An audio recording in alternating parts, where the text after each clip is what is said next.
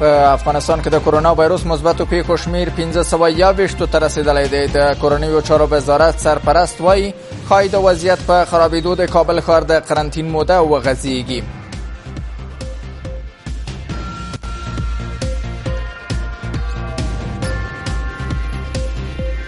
ما فعلا هیچ برنامه پایان کردن از این قیودات در شهرهایی که اجباری شده نداریم و مردم باید خود آماده قیودات زیاد کنند.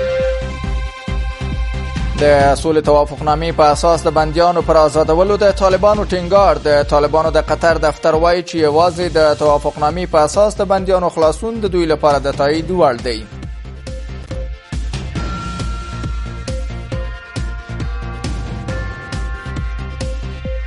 اوس که حکومت هر څومره خوشي کوي طالبان په دې معترف نه دي. هغوی وایي چې د امارت اسلامي او د امریکایانو په مابین کې چې کومه موافقه شوې ده د هغه بوکرلیک مطابق باید بندیان خوشي شي. او نړۍ کې د کرونا وایروس په چټکۍ سره د خپرېدو په حال کې د امریکا د کرونا وایروس تلفاتو کې تر ایټالیا مخکې شو او نړۍ کې د مړو شمیر 95,000 ته ورسید.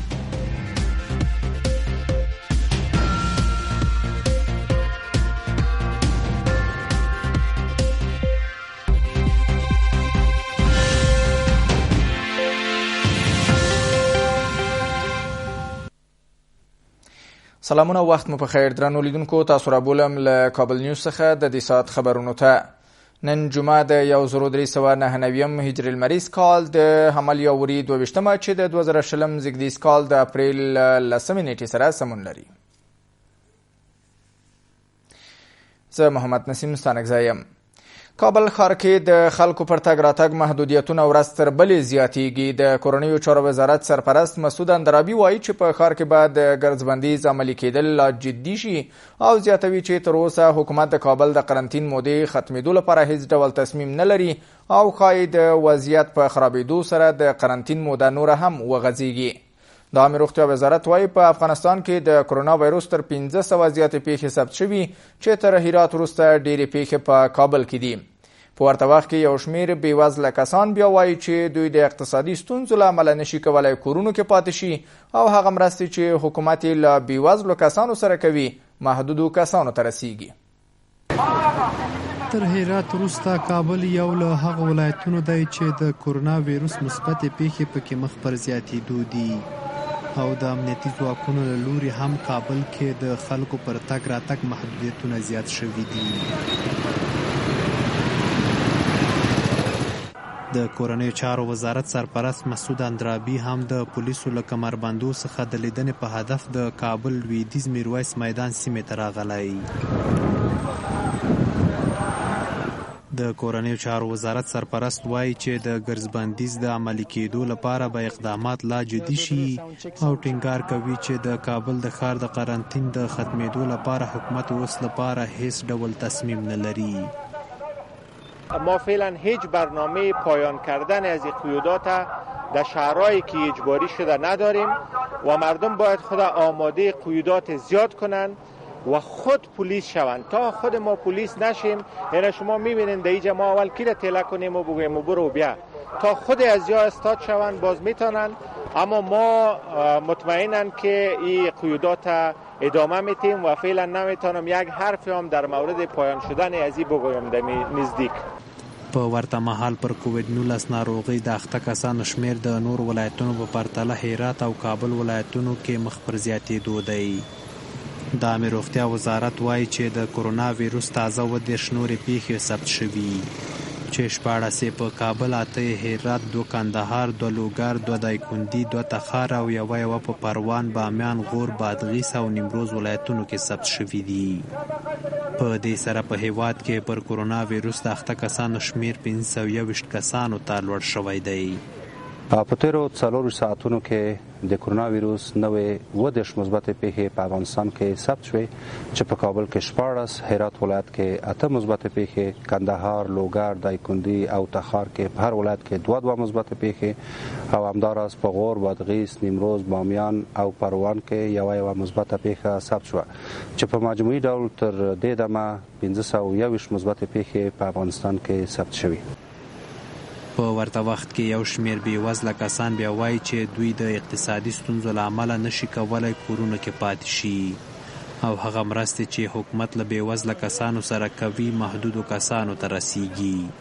دوی وایي له بېوزله کسانو سره د مرستو لپاره باید یو نظارتي ټیم جوړ شي څو مرستې اړمنو کورنیو ته ورسیږي. دولت اقدام کرده که ما به مردم کمک میکنیم مگر به دست کلگی نمیرسه، به دست یک تعدادی میرسه، یک تعدادی که روی واسطه باشه. اگر دادانای خانه ما که وکیلا تقسیم میکنن 5 کیلو به گندم تقسیم میکنن 3 کیلو نخود سیاه را تقسیم میکنن. در یک خانه ما 8 نفر عیال هستیم، 8 نفر عیال هیچ چیز ما در طول یک هفته است که هیچ چیزی در دست ما نامده. له دې سره بیا د ولسي جرګې غړي پر حکومت نیوکه کوي چې د کابل ښار قرنطین بېوزله کسان خورا زیانمن کړي دي. دوی له حکومت څخه غوښتنه کوي چې پر بېوزله کسانو دې د مرستو لړۍ جاري وساتي څو اړمن کسان په کورونو کې پاتې شي. ټول کابل ټول افغانستان قرنطین د خلک روزګار نشته. په دې اساس حکومت ته دا پکار ده چې دا کوم بېوزله خلک سي دي په کومو ځایو کې پراته دي دوی یو پروګرام دوی ته جوړ کړي د خلکو لپاره د خوراکي توکو لپاره یو ښه زمینه سازي وکړي د خلکو ته کورونو ته یا هغه ساحو کې چې پراته دي په کومو محلو کې چې پراته دي هلته باید دوی ته د مواد ورسوي او دوی ته یې ورکړي. ولس ډېر ستونزو سره مخ ده، نفقه نه لري. داسې موږ په وطن کې داسې خلک شته چې د بېګا لري د سبا نه لري، د سبا لري د بېګا نه لري. د کورنیو چارو وزارت په داسې حال کې د کابل ښار د قرنطین نه ختمېدو خبره کوي چې اوس مهال د پولیسو له لوري د ګرځبندیز د عملي کېدو اقدامات جدي روان دي او ترڅنګ یې هره ورځ د کووډ-19 ناروغۍ پیښې په کابل کې مخ په زیاتېدو دي. طالبان وایي دوی ته یوازې د توافقنامې په اساس د بندیانو آزادول د تایید وړ دي. د طالبانو د قطر دفتر ویان سهیل شاهین وایي چې د بندیانو خلاصون یو ښه اقدام دی خو دا کار هغه وخت د دوی له لوري د تایید وړ دی چې د توافقنامې مطابق وي. پخواني طالب چارواکي وایي چې طالبان د توافقنامې په اساس د خپلو 15,000 بندیانو آزادول غواړي او که حکومت دا کار د هو کړي او لیست مطابق ونه کړي طالبان د بندیانو د آزادولو بهیر په اوسنۍ بڼه نه مني. خو ولسمشر ماڼۍ وایي چې دوی طالب بندیان د هو کړي او ولسمشر غني د فرمان په اساس آزاد کړي او آزادوي خو جنګ ته د بیرته نه ګرځېدو ترڅنګ ترې ځینې نور ضمانتونه اخلي. له بند څخه د طالبانو یو شمېر آزاد شوي بندیان بیا وایي چې دوی خپل هیواد کې آرامي غواړي او نه غواړي راتلونکي نسلونه د جنګ قرباني وي. د طالبانو او امریکا ترمنځ د سولې هوکړې په اساس ټاکل شوې وه چې د طالبانو 15,000 او افغان حکومت 1000 بندیان آزاد شي. خو ظاهرا لیدل کیږي چې حکومت د دې هوکړې خلاف تر اوسه د طالبانو 200 بندیان آزاد کړي دي.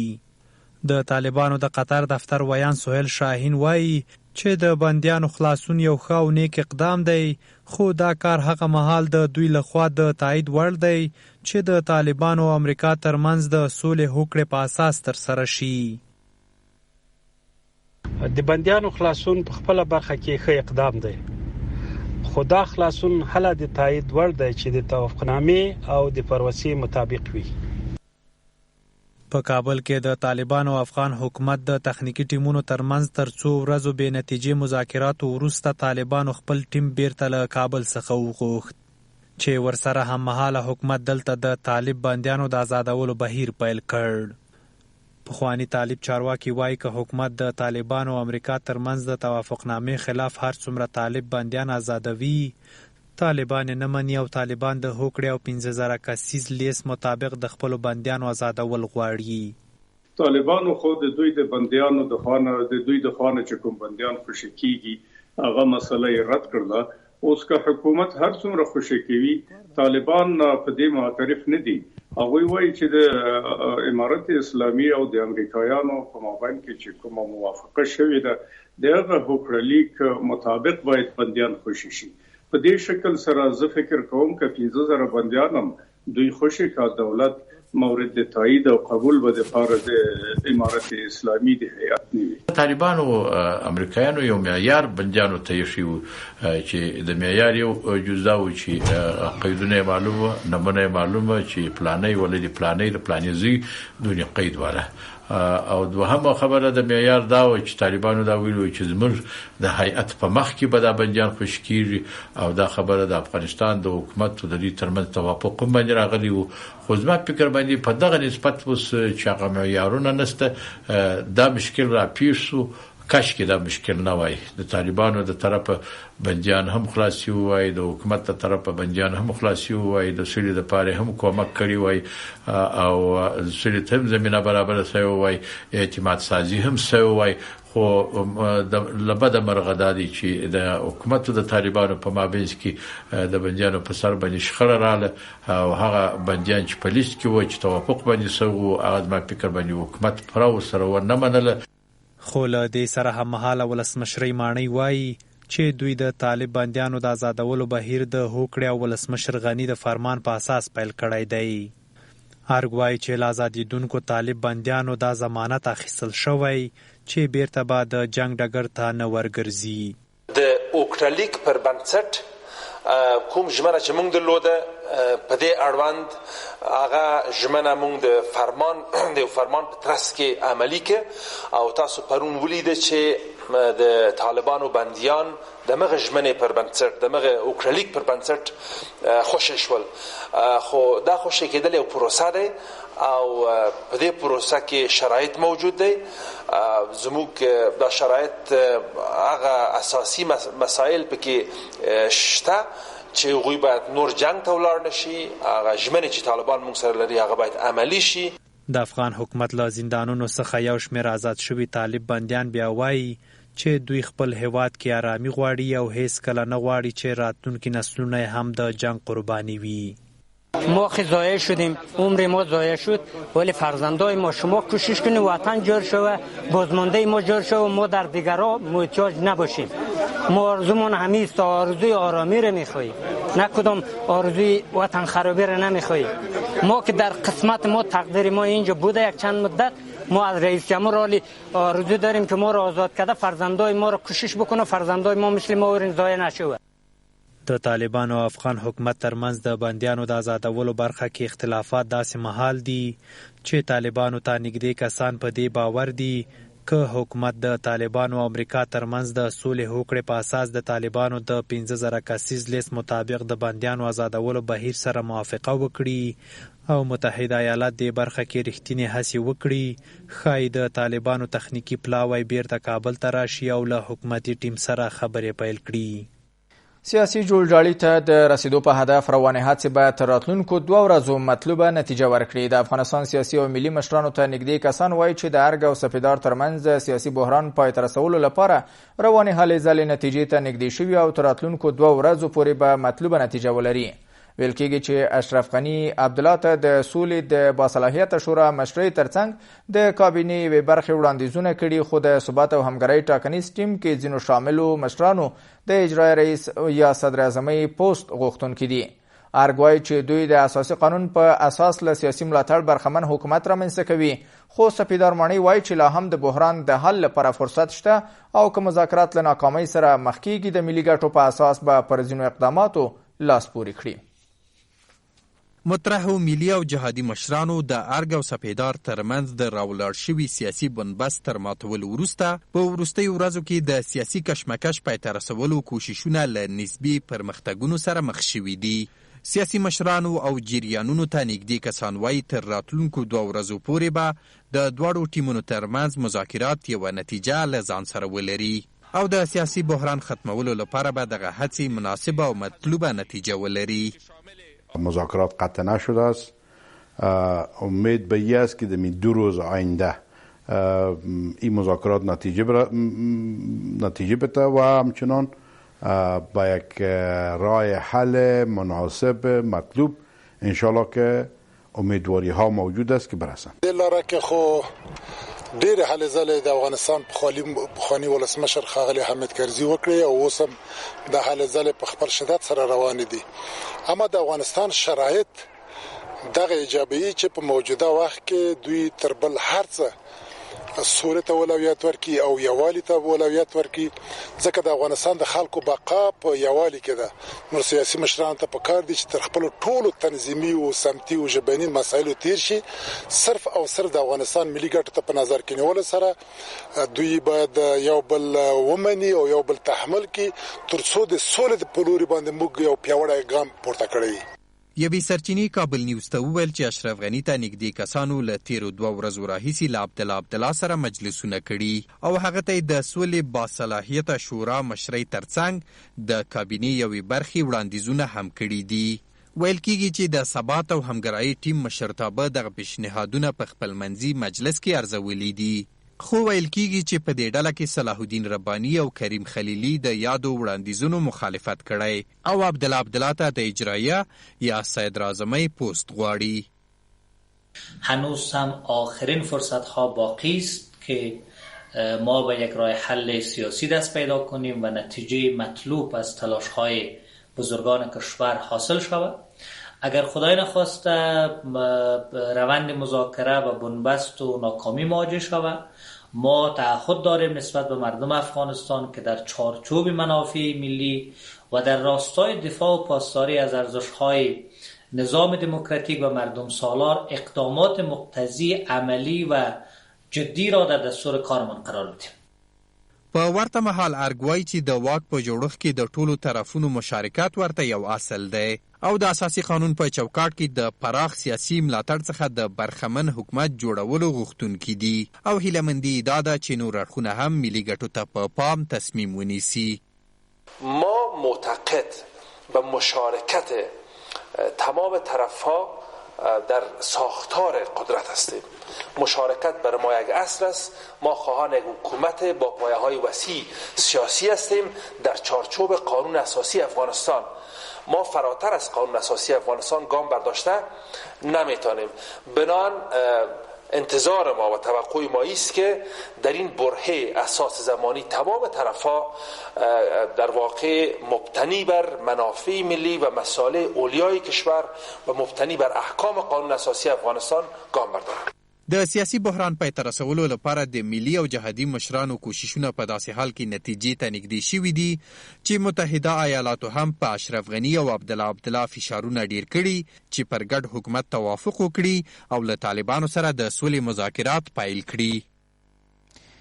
افغانستان کې د ناټو ملکی استازی د ولسمشر محمد اشرف غني او عبدالله ترمنځ جنجال جدي ستونزه ګڼي او له دواړو غواړي چې هوکړې ته د رسیدو لپاره له هرې لارې کار واخلي. نیکولاس کی له پخواني ولسمشر حامد کرزي او عبدالرب رسول سیاف نه غوښتي څو خپلو هڅو ته دوام ورکړي چې له مخې سیاسي جنجالونه هواریږي او ولسمشر غني او عبدالله دې هم د منځګړو کسانو هڅو ته مثبت ځواب ورکړي. افغانستان کې د ناټو ملکی استازی له افغان امنیتي ځواکونو سره د خپلو همکاریو د دوام ډاډ ورکوي او وایي چې ناټو افغانستان سره د امنیتي ځواکونو په ملاتړ او د سولې په پروسه کې د همکارۍ لپاره ژمنه ده.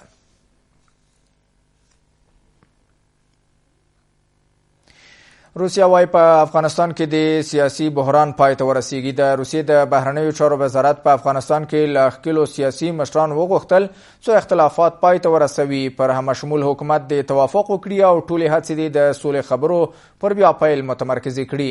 د روسیې د بهرنیو چارو وزارت ویان د خبري ناستې ته وویل چې په افغانستان کې سیاسي بحران د جنگ د دوام سبب شوی او له همدې امله باید یو همشمول حکومت جوړ شي. مسکو وايي د طالبانو او افغان حکومت ترمنځ بندیانو تبادلې په تړاو عدم توافق بین الافغاني مذاکرات ځنډولي او باید د سولې پر وړاندې ټول خنډونه لرې شي. د طالبانو او متحده ایالاتو ترمنځ د سولې له هوکړې سره هممهال په افغانستان کې د روان سیاسي بحران په اړه په کور دننه او بهر تر اندېښنو وروسته روسیه هم په افغانستان کې د روان سیاسي وضعیت په تړاو اندېښنه ښودلې. د روسیې د بهرنیو چارو وزارت ویان د خبري ناستې ته ویل چې په افغانستان کې باید سیاسي بحران د خبرو له لارې پای ته ورسیږي. ماریا زخارova وایي چې په افغانستان کې سیاسي بحران د جنگ د دوام سبب شوی چې له همدې امله باید افغان سیاسي مشران خپل اختلافات پای ته ورسوي او پر همشمول حکومت د توافق وکړي. افغانسکو انفرماسیوني اجنسیو ایژن نیوز مسکو له ټول افغان سیاسي جهاتونو غواړي څو سیاسي بحران پای ته ورسوي او خپل ټول هڅې د سولې خبرو پر بیا پیل متمرکز کړي. سیاسي بحران د جنگ د دوام سبب شوی او له همدې امله تر اوسه یو همشمول حکومت نه دی جوړ شوی. د روسیې د بهرنی چارو وزارت همداراز د طالب بندیانو خلاصون برخه کې د حکومت او طالبانو عدم توافق په تړاو هم اندېښنه ښیي. روسیا وایي چې د بندیانو په اړه توافق ته د حکومت او طالبانو نه رسیدل د سولې بین الافغاني خبرې ځنډولې دي. د افغان حکومت او طالبانو ترمنځ د بندیانو پر سر نه جوړجاړی د بین الافغاني مذاکراتو د تاخیر سبب شوی. افغانستان کې له ټولو سیاسي جهاتونو غواړو چې خپل ټولې هڅې د سیاسي ستونزو پر حل او د سولې خبرو پر وړاندې د موانعو په لرې کولو متمرکز کړي. د روسیې د بهرنی چارو وزارت داسې مهال په افغانستان کې د روان سیاسي بحران او د سولې خبرو په وړاندې د موجودو موانعو په تړاو اندېښنه ښیي چې له یوې خوا افغانستان کې سیاسي اختلافات دوام لري او له بل لوري حکومت د طالبانو یو شمېر بندیان آزاد کړي، خو طالبان وایي چې دا بندیان د دوی او امریکا ترمنځ د توافق په اساس نه دي آزاد شوي. کندهار ولایت کې د چاودنې له امله 3 ملکی کسان وژل شوي. د کندهار امنیه قومندانۍ مسؤلان وایي چاودنه د کندهار سپین بولدک ولسوالۍ د هوت په غره کې پر هغو کسانو شوي چې میلې ته راغلي وو او له امله 3 کسان وژل شوي او 2 نور ټپیان دي. بل پلو سرچینې وایي چې چاودنه د چټک برګون د قومندان سردار محمد پر ورور میر محمد شوي چې په نتیجه کې میر محمد له خپلو 3 ساتونکو سره وژل شوی دی. د داعش خراسان څانګې نیول شوي مشر پر وړاندې د افغانستان د قوانینو مطابق اقدام کیږي. افغان حکومت د پاکستان له لوري د اسلام فاروقي د ورسپارلو غوښتنې په غبرګون کې وایي چې نوموړی په افغانستان کې په بشر ضد او تروریستي اعمالو مرتکب دی او د هیواد نافذه قوانینو پر اساس به پر وړاندې اقدامات کیږي. سره لدی چې د ننګرهار خیوي ولسوالۍ کې د ملي امنیت ځواکونو له لوري د داعش خراسان څانګې مشر نیول کېده څرنګوالي په تړاو ابهامات موجود دي، خو د پوځي چارو شنونکي وایي د پاکستان لخوا په عجلي سره د عبدالله اورکزي چې په اسلام فاروقي مشهور دی د استرداد غوښتنه دا ثابتوي چې دوی په افغانستان کې د داعش تروریستي اعمالو کې دخیل دي. شاوخوا څو ورځې وړاندې د افغانستان ملي امنیت ځواکونو ننګرهار کې د داعش خراسان څانګې عبدالله اورکزي چې په اسلام فاروقي مشهور دی د یادې ډلې له 19 جنګیالیو سره یو ځای ونیوه. پرون د پاکستان بهرنیو چارو وزارت په اسلام آباد کې افغان سفیر احزار اول سره له افغانستان څخه د هیواد ته د داعش خراسان څانګې مشر د ورسپارلو غوښتنه کړې. افغان حکومت د پاکستان د دې غوښتنې په غبرګون کې وایي چې اسلام فاروقي په افغانستان کې په بشر ضد جنایتونو او تروریستي اعمالو مرتکب دی او د هیواد نافذه قوانینو پر اساس به د نوموړي قضیه پر مخ یوړل شي.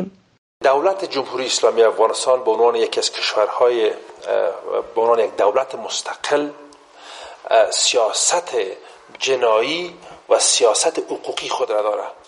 ما تمامی گام‌های خود را در این خصوص مبتنی بر سیاست‌های جنایی و حقوقی خود برمی‌داریم.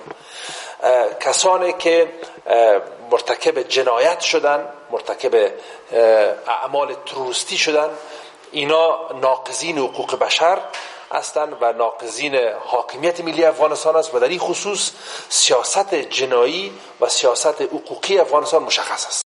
سره له دې چې د ننګرهار خیوي ولسوالۍ کې د ملي امنیت ځواکونو له لوري د داعش خراسان څانګې مشر نیول کېدو څرګندوالي په تړاو ابهامات هم موجود دي، خو د پوځي چارو شنونکي وایي د پاکستان لخوا په عجلې سره د عبدالله اورکزي چې په اسلام فاروقي مشهور دی د استرداد غوښتنه دا ثابتوي چې دوی په افغانستان کې د داعش تروریستي اعمالو کې دخیل دي. این که پاکستانی ها میخواهند که ایره به عجله درخواست کردن استرداد کنند با پاکستان، بیانگر عزیز که پاکستان به نوعی در اعمال تروریستی عبدالله اورکزی سهیم است، دخیل است، به خاطر سرپوش گذاشتن، به خاطر از اینکه رد پای دیگه هم کارایش گم شود، نابود شود، ایره درخواست استرداد کردن. په افغانستان کې د داعش خراسان څانګې نیول شوي مشر استرداد په تړاو د پاکستاني چارواکو غوښتنې داسې مهال دي چې دا ډله په افغانستان کې د وژونکو خونړیو بریدونو مسؤلیت په غاړه لري. پخوانی ولسمشر حامد کرزی د وسلوالو له لوري په هرات او بلخ ولایتونو کې د ملکي خلکو وژل کېدل بشري ضد جنایت بولي. د پخواني ولسمشر له مطبوعاتي دفتر څخه په خپره شوې اعلامیه کې حامد کرزي په هرات کې د افغانستان بانک د 5 کارکونکو او د بلخ په شولګره ولسوالۍ کې د ملکی خلکو وژل کېدل بشري ضد جنایت بولي او وایي چې د افغانستان دښمنان په دې کار سره غواړي د خلکو آرامي سلب کړي. پخوانی ولسمشر حامد کرزي د روانو بدبختیو د پای ته رسیدو لپاره د سولې خبرو پر پیل ټینګار لري او له ښکېلو سیاسي اړخونو غواړي څو سیاسي اختلافات څنډې ته کړي او ټول د سولې او ثبات لپاره هڅې وکړي. ناپېژاندو وسلوالو هرات ولایت کې د افغانستان بانک 15 کارکونکي وژلي دي. تیر ماښام د افغانستان بانک 15 تنه کارکونکي د هرات اسلام قلعه پر لویه لار د نامعلومو وسلوالو له لوري وژل شوي دي. که څه هم تر اوسه د دې پیښې مسؤلیت چا پر غاړه نه دی اخیستی، خو کورنیو چارو وزارت وایي چې دا کار طالبانو کړی. په ولسي جرګه کې د هرات د خلکو استازي وایي په یو ډول هڅې روانې دي څو د تاوتریخوالي کچه زیاته وښودل شي او په دې سره د سولې خبرې له ستونزو سره مخ او د باور فضا له منځه یوسي. د طالبانو او امریکا ترمنځ د سولې هوکړې تر لاسلیک وروسته د افغانستان په یو شمېر ولایتونو کې د دولتي کارکونکو او عامو خلکو د وژل کېدو پیښې ډېرې شوي دي. تیر ماښام د افغانستان بانک 15 تنه کارکونکي د هرات اسلام قلعه پر لویه لار د نامعلومو وسلوالو له لوري ووژل شول. د افغانستان بانک تاییدوي چې د دوی د اسلام قلعه څانګې 15 کارکونکي د ناپېژاندو وسلوالو له لوري وژل شوي دي. که څه هم تر اوسه د دې پیښې مسؤلیت هیڅ کومې ډلې پر غاړه نه دی اخیستی، خو کورنیو چارو وزارت وایي چې دا کار طالبانو کړی دی. په ولسي جرګه کې د هرات د خلکو استازي وایي په یو ډول هڅې روانې دي څو د تاوتریخوالي کچه زیاته وښودل شي او په دې سره د سولې خبرې له ستونزو سره مخ او د باور فضا له منځه یوسي. وقتی خشونت ها زیادتر شود میتونه که پروسه مذاکرات به تأخیر بیندازه، میتونه که او را خدشه‌دار بسازه، میتونه که اعتمادها کم بسازه، میتونه که فرصت‌های پیش آمده از بین ببره. د افغانستان بانک 15 تنه کارکونکي په داسې حال کې وژل کیږي چې په دې وروستیو کې د ملکی خلکو او د دولت د ملکی کارکونکو د ترور پیښې تر بل هر وخت زیاتې شوې دي. د تورخم لار پر سوداګریزو توکو د بار لاریو پر مخ پرانیستل شوه. چارواکي وایي چې دغه لار د جمعې په ورځ په مشروط ډول پر سوداګریزو توکو بار لاریو پر مخ په یو طرفه شکل پرانیستل شوی او اونۍ کې 3 ورځې به په تورخم د پاکستان له غاړې د افغان سوداګرو لاری راځي. د ګمرک چارواکي وایي هڅه کوي چې د غاړې ولاړو لاریو ته هم د تګ اجازه ورکړل شي. له تیرو 15 ورځو راهیسې تورخم لار د سوداګرۍ او مسافرو پر مخ تړلې وه، خو تر دې وروسته به هره اونۍ د 3 ورځو لپاره یوازې د ترانزیت او سوداګرۍ پر مخ پرانیستې وي. چارواکي وایي شاوخوا 10,000 لارۍ د کرښې پورې غاړې ولاړې دي چې هره اونۍ به یوازې 300 ته د راتګ اجازه ورکول کیږي. په ورځ کې زمونږ ابتدایي مرحله دا ده چې شاید تر 100 موټر پورې موږ وشو کوله چې خپل هیواد ته داخلي کو او آهسته آهسته امکان دی ولري چې دا موټر لا هم زیات شي. البته یادونه کوم چې دغه موټر خپل د وزارت محترم صنعت او تجارت، وزارت محترم مالیه، وزارت محترم صحت عامه او دلته نور د ترانسپورت وزارت او د ولایتي سطح باندې د رئیس صاحبانو په مرسته باندې موږ وشو کولای نړیواله سطح باندې دوی ته میکانیزم جوړ کړل د دوی صحي مسایل د کورونا د مخنیوي په اړه باندې چې زموږ هیوادوالو ته لاړ نشي. البته ټول مسایل مرته آماده کړي دي، ډرایوران آماده دي، د سپری ټیم آماده دی. په ورته مهال د ننګرهار د ګمرک مسؤلین وایي هڅې پیل کړي څو دېخوا ایثار موټرو ته هم پاکستان ته د ورتګ اجازه ورکړل شي. که څه هم اندېښنې شته چې د کرونا ویروس چټک خپرېدا به نورو هیوادونو سره په سوداګرۍ منفي اغیز ولري، خو سوداګرۍ وزارت وایي د دې ستونزو د حل لپاره لاس په کار شوي دي. نو موږ په دې پالیسي دا شای ده چې د کوم مملکتونو سره چې تجارتي او ترانزیتي راکړه ورکړه لري یو هماهنګي ایجاد کړو او یو منظم میکانیزم ټول ملکونو د لپاره جوړ کړو ترغه پورې وي چې د افغانستان تجارت ترانزیت خرچدار نشي. په ورته مهال یو شمیر افغان سوداګر وایي چې د لارې پرانستل به په بازارونو کې د نرخونو په کنټرول کې هم د پام وړ اغیز ولري. بعض جنسونه به قیمت شوي، خو زه انشاءالله خپل وطنوال ته ډاټ ورکوم چې تاسو بیخي مطمئن اوسئ. د دغې ورځ نه بعد به انشاءالله په تماما جنسونو کې به کموالی راځي او انشاءالله موږ سکتور خصوصي د جلال الدین رئیس په جمهور په هدایت سره انشاءالله دغه ستونزه به ټول افغانستان لپاره به انشاءالله حل فصل شي. تر دې یوه ورځ وړاندې د تورخم لار په کوزه پښتونخوا او پاکستان کې هم د بند پاتې مسافرو پر مخ پرانستل شوه چې نږدې 40,000 کسان په دې لار راغلي دي. بهرني خبرونه به تر لږ ځنډ وروسته وړاندې شي. ملتیا مو وکړئ.